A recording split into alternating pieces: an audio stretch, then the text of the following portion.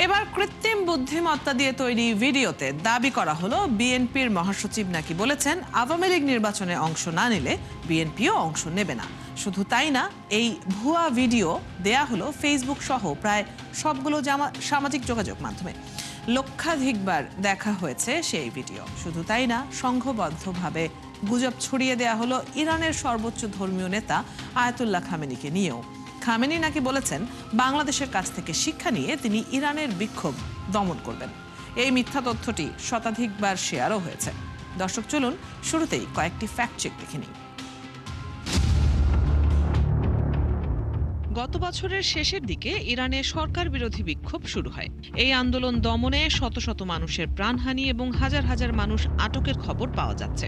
এই প্রেক্ষাপটে ইরানের সর্বোচ্চ ধর্মীয় নেতা আয়াতুল্লাহ আলী খামেনিকে উদ্ধৃত করে বাংলাদেশকে জড়িয়ে তার নামে একটি বক্তব্য সামাজিক যোগাযোগ মাধ্যমে ছড়িয়ে পড়েছে। দাবি করা হচ্ছে তিনি নাকি বলেছেন, এই তো কিছুদিন আগেই বাংলাদেশে আমেরিকার সহায়তায় একটা ঘটনা ঘটে গেল। পুরো বিষয়টি আমরা পর্যবেক্ষণ করেছি। বাংলাদেশের ঘটনা আমাদের জন্য একটি শিক্ষা।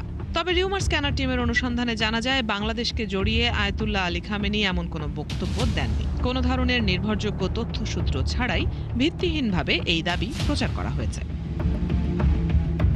ওদিকে বিএনপির মহাসচিব মির্জা ফখরুল ইসলাম আলমগীরকে উদ্ধৃত করে একটি ভিডিও ছড়িয়ে পড়েছে প্রায় সবগুলো সামাজিক যোগাযোগ মাধ্যমে। সেখানে দাবি করা হয় মির্জা ফখরুল নাকি বলেছেন আওয়ামী লীগ নির্বাচনে অংশগ্রহণ না করলে বিএনপিও নির্বাচনে অংশগ্রহণ করবে না। তবে ভিডিওটি ভালো করে বিশ্লেষণ করে দেখা গেল ভিডিওটি আসল নয়, কৃত্রিম বুদ্ধিমত্তা বা এআই প্রযুক্তির সহায়তায় তৈরি করা হয়েছে। এবং মির্জা ফখরুল ইসলাম আলমগীরও এমন কোনো বক্তব্য দেননি, বরং আওয়ামী লীগ ছাড়াও নির্বাচন অংশগ্রহণমূলক হওয়া সম্ভব বলে মন্তব্য করেছেন তিনি। সম্প্রতি বাংলাদেশ জামায়াতে ইসলামের আমির ডাক্তার শফিকুর রহমানকে উদ্ধৃত করে একটি ফটো কার্ড ফেসবুকে ঘুরছে। সেখানে দাবি করা হয়েছে জামায়াতের আমির বলেছেন ক্ষমতায় যেতে পারলে ভারতের সাথে অতীতের সরকারের থেকেও গভীর সম্পর্ক গড়ে তুলব। তবে যাচাই করে দেখা গেল এমন মন্তব্য করেননি ডাক্তার শফিকুর রহমান। প্রকৃতপক্ষে কোনো তথ্য প্রমাণ ছাড়াই মন্তব্যটি তার নামে প্রচার করা হয়েছে।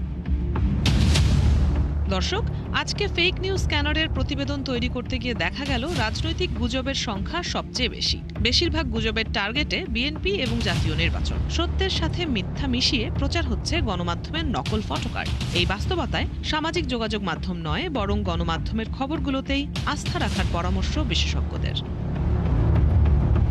রুবাইয়াত অদিতি, ৭১। দর্শক, আমরা প্রতিবেদন দেখছিলাম এবং একটা মোটামুটি ধারণা তো পাওয়াই গেছে। প্রতিদিনই আমরা নানান ধরনের ফেক নিউজগুলো, রিউমারগুলোর মধ্য দিয়ে আসলে খুঁজে বের করি কিছু সংবেদনশীল রিউমার, যেগুলো নিয়ে আমরা আলোচনা করি। আর যেমনটি আগেই জানিয়েছিলাম, আমাদের সাথে রিউমার স্ক্যানারের জ্যেষ্ঠ ফ্যাক্ট চেকার তানভীর মাহতাব আবির যুক্ত আছেন। তার সাথেই আলোচনায় যেতে চাই বাদবাকি বিষয়গুলো নিয়ে। আপনাকে স্বাগত জানাচ্ছি ৭১-এ।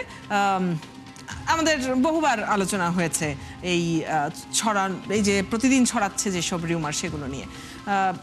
নির্বাচন যত কাছে এগিয়ে আসছে, প্রতিদিনই নির্বাচন ঘিরে নতুন নতুন ঘটনাগুলো, যেগুলোকে আমরা ইভেন্ট বলি, দিনের ইভেন্ট, এই ধরনের ইভেন্ট প্রতিদিনই কিছু না কিছু নতুন থাকছে।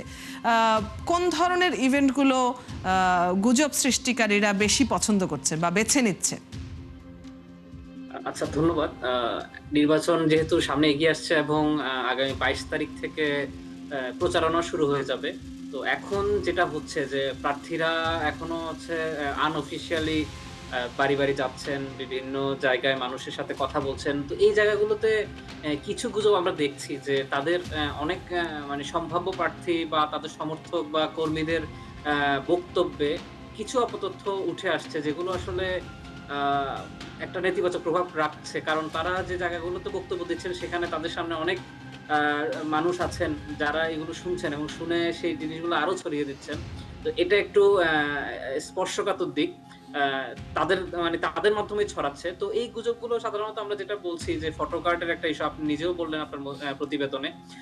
এবং ডিফেক্ট বা এআই এর কনটেন্ট গুলো সবচেয়ে বেশি। আমরা গতকাল একটা পরিসংখ্যান প্রকাশ করেছি গত বছরের গুজব নিয়ে। আমরা সেখানে দেখেছি যে এই ২ টা ইস্যুতেই এআই কন্টেন্ট আমরা 6 শতাধিক দেখেছি গত বছর। সেটা একটা এই নির্বাচনের প্রভাব ফেলবে সবচেয়ে বড়, যেটা আমরা আশঙ্কা করছি। আর একটা যেটা বললেন ফটোকার্ট, সেটা আমরা গত বছর 740-এর অধিক ফটোকার্ট শুধু গণমাধ্যমকে জড়িয়ে প্রচার হয়েছে, এবং এটা একটা বড় হাতিয়ার হবে এই নির্বাচনে। এবং এই দুইটা ইস্যু দায়িত্বশীলরাও ছড়াচ্ছেন, যেটা একটু আশঙ্কার বিষয়। আমরা ওসমান হাদি ইস্যুতেও দেখেছি, তখন থেকেই দেখছিলাম যে দায়িত্বশীল অনেক ব্যক্তি এআই কন্টেন্টকে বাস্তব ধরে বক্তব্য দিচ্ছেন, বা ভুয়া ভুয়া ফটোকার্ড গুলোকে নিয়ে প্রচার করছেন। তো দিন যত গড়াবে এই জিনিসগুলো আরো বেশি আমরা মনে করি যে থ্রেট, একটা হুমকির জায়গা সৃষ্টি করবে। এবং এই জায়গাটাতে সাধারণ মানুষ তো আরো বেশি বিভ্রান্ত হবে এই কারণ হচ্ছে তারা যখন বক্তব্য দেন, সাধারণ মানুষ ধরেই নেন যে এগুলো আসলে সত্যি কথাই বা বাস্তব কথা। কারণ আপনি যদি প্রত্যন্ত অঞ্চলের কথা চিন্তা করেন, সে মানে তারা তো বাড়ি বাড়ি যাচ্ছেন প্রার্থীরা, তো ওই জায়গাগুলোতে কিন্তু মিডিয়া লিটারেসি বলতে তেমন কিছু নেই। তারা যা দেখেন, যা শুনেন, সেটাই মনে করেন বাস্তব। তো এগুলোর কিন্তু আসলে বাস্তব ভিত্তি নেই। ফটোকার্ড গুলো, ভুয়া এআই কন্টেন্ট গুলো যাদেরকে দেখা যায়, তাদের কিন্তু পৃথিবীতে অস্তিত্ব নেই। তো এই জিনিসগুলো অনেক বড় একটা আশঙ্কার জায়গা, এবং আমরা মনে করি যে নির্বাচনের যত এগিয়ে আসবে এই জায়গাগুলোতে কাজ করার সুযোগ আছে।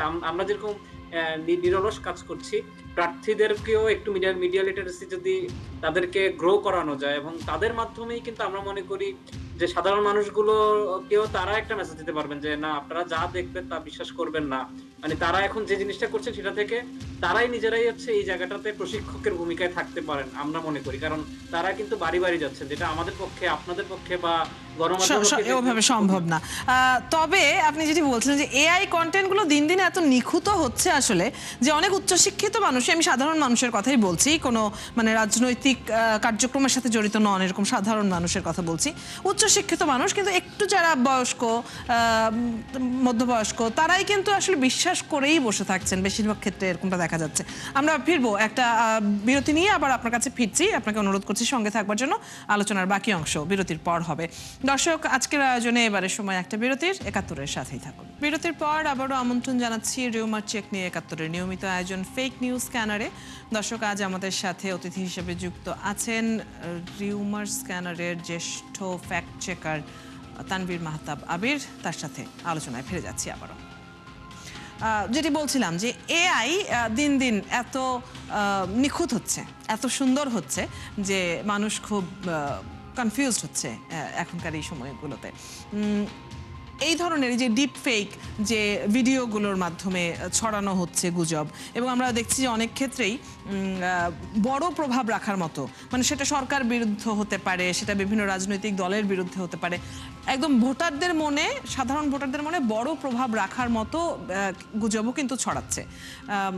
সেক্ষেত্রে আপনারা কি কোনো স্পেশাল কোনো পদক্ষেপ নেন কিনা, কাউকে অ্যাকনোলেজ করা, সরকারের সাথে সরাসরি এই বিষয়টি জানানো, এই ধরনের কোনো স্টেপ কি আপনাদের আছে সেক্ষেত্রে?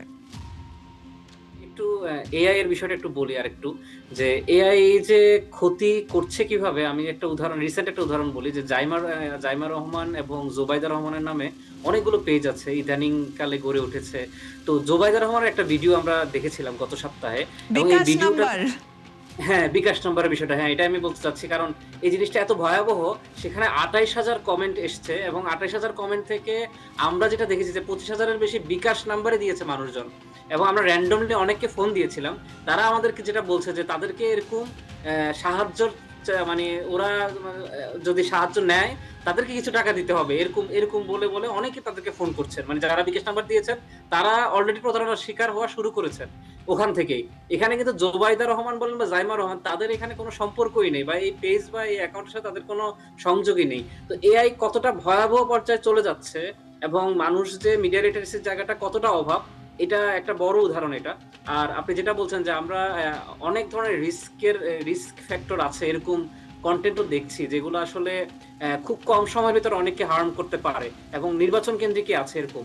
যেটা আমি বললাম যে এই যে প্রার্থীরা বা তাদের সমর্থকরা যে বক্তব্যগুলো দিচ্ছেন, এক্ষেত্রে অনেক কিছু অপতথ্য জড়িত, অনেক কিছু তারা এইগুলোকে জড়িয়ে কথা বলছেন, যেটা অনেকটা বড় একটা হুমকি। তো এই জায়গাটাতে আমরা যেটা করি, ধরেন যাদেরকে নিয়ে ছড়ায়, স্পেসিফিক যদি কোনো ব্যক্তি যদি ভিকটিম হন, আমরা চেষ্টা করি তাদেরকে জানানোর যে হ্যাঁ, আপনাকে নিয়ে এই জিনিসটা ছড়াচ্ছে। আপনি চাইলে এটা জানাতে পারেন মানুষকে। এটা হয় কি যে তাদের যে অফিসিয়াল প্ল্যাটফর্ম গুলো আছে সোশ্যাল মিডিয়া বলেন বা তাদের একটা জায়গা তৈরি হয়েছে। ওই জায়গা থেকে যখন তারা এটা প্রচার করেন তাদের সমর্থকরা কিন্তু জানলো যে হ্যাঁ, তাকে নিয়ে এই জিনিসটা প্রচার হচ্ছে। তিনি এটার বিপরীতে এই স্টেটমেন্টটা দিয়েছেন। জি। আমরা সবসময় জিনিসটা চেষ্টা করি এবং এটা আমাদের জায়গা থেকে এতটুকু আসলে করার। আমরা আইনি পদক্ষেপ নিতে পারি না কারণ এটা এখানে থার্ড পার্টি হিসেবে আমাদের কিছু করার নেই।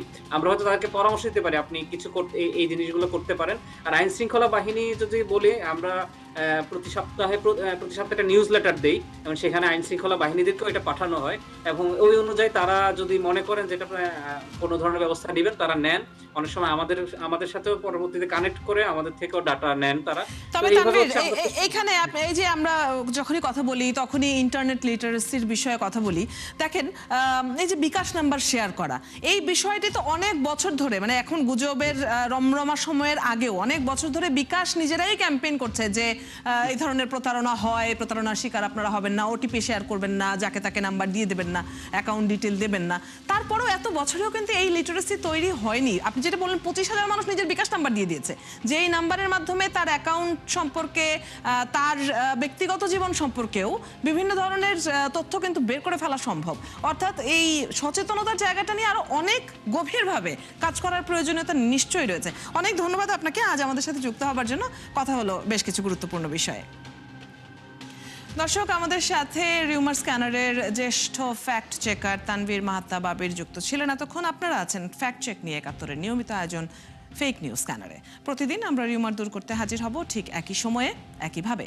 আপনারাও যুক্ত হতে পারেন। যে কোনো খবর যদি আপনাকে সংশয় ফেলে সেটির একটি স্ক্রিনশট আমাদেরকে মেইল করতে পারেন fns.71tv@gmail.com অথবা ফেসবুকে যোগাযোগ করুন www.facebook.com/fakenewscanner। আমরা সেই তথ্যের ফ্যাক্ট চেক করে আপনাদের জানাবো। চটকদার শিরোনাম দেখেই ক্লিক করবেন না। বিশ্বাস আর প্রতিক্রিয়া জানানোর আগে ফ্যাক্ট চেক করুন। থাকুন একাত্তরের সাথে।